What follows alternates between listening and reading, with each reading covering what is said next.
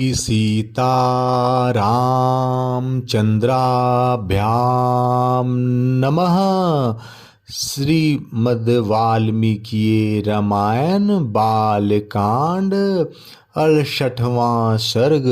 राजा जनक का संदेश पाकर मंत्रियों सहित महाराज दशरथ का मिथिला जाने के लिए उद्यत होना। राजा जनक की आज्ञा पाकर उनके दूत अयोध्या के लिए प्रस्थित हुए।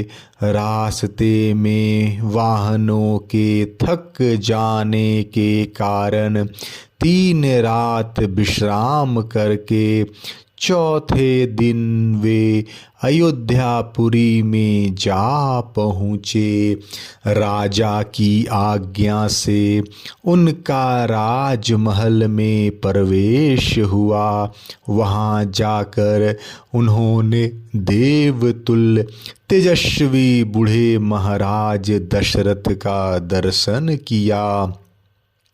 उन सभी दूतों ने दोनों हाथ जोड़ निर्भय हो राजा से मधुर वाणी में यह विनय युक्त बात कही।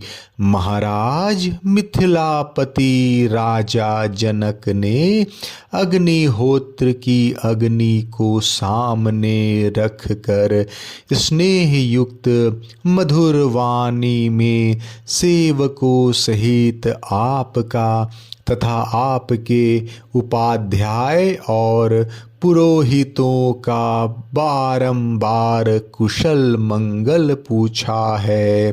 इस प्रकार व्यग्रता रहित कुशल पूछकर मिथिलापति विदेह राज ने महर्षि विश्वामित्र की आज्ञा से आपको यह संदेश दिया है।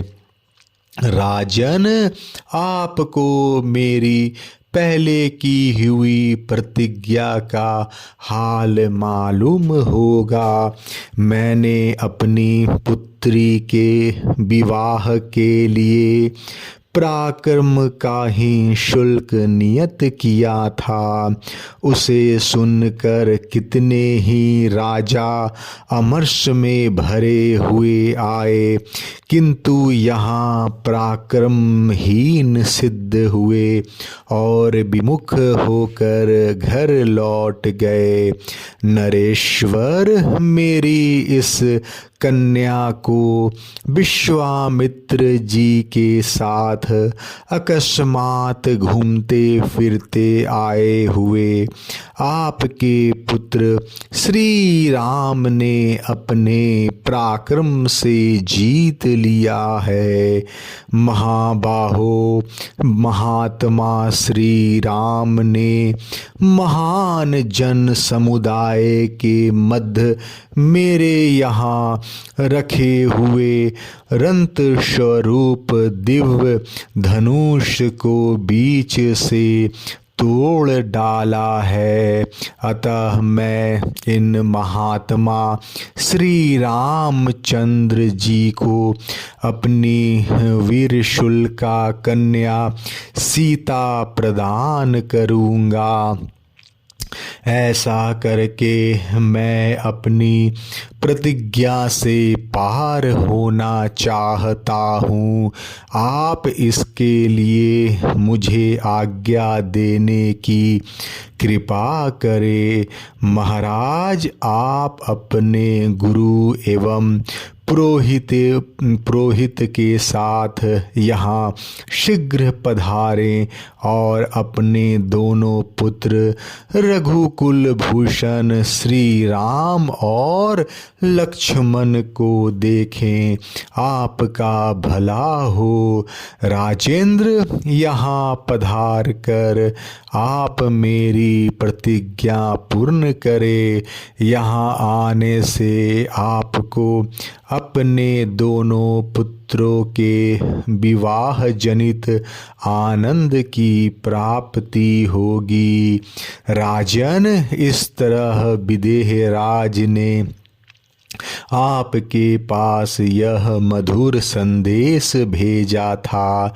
इसके लिए उन्हें विश्वामित्र जी की आज्ञा और शतानंद जी की सम्मति भी प्राप्त हुई थी। संदेश वाहक मंत्रियों का यह वचन सुनकर राजा दशरथ बड़े प्रसन्न हुए। उन्होंने महर्षि वशिष्ठ, वामदेव तथा अन्य मंत्रियों से कहा, कुशिक नंदन विश्वामित्र से सुरक्षित हो। कौशल्या का आनंद वर्धन करने वाले श्री राम अपने छोटे भाई लक्ष्मण के साथ विदेह देश में निवास करते हैं। वहाँ महात्मा राजा जनक ने ककुत्स्थ कुलभूषण श्री राम के पराक्रम को प्रत्यक्ष देखा है। इसलिए वे अपनी पुत्री सीता का विवाह रघुकुल रंत राम के साथ करना चाहते हैं। यदि आप लोगों की रुचि एवं सम्मति हो तो हम लोग शीघ्र ही महात्मा जनक की मिथिलापुरी को चलें, इसमें विलंब न हो। यह सुनकर समस्त महर्षियों सहित मंत्रियों ने बहुत अच्छा कहकर एक स्वर से चलने की सम्मति दी। राजा बड़े प्रसन्न हुए और मंत्रियों से बोले, कल सवेरे ही यात्रा कर देनी चाहिए। महाराज दशरथ के सभी मंत्री समस्त सद्गुणों से संपन्न थे। राजा ने उनका बड़ा सत्कार किया। अतः बारात चलने की बात सुनकर उन्होंने बड़े आनंद से वह रात्रि व्यतीत की। बालकांड 68वां सर्ग समाप्त। जय श्री राम।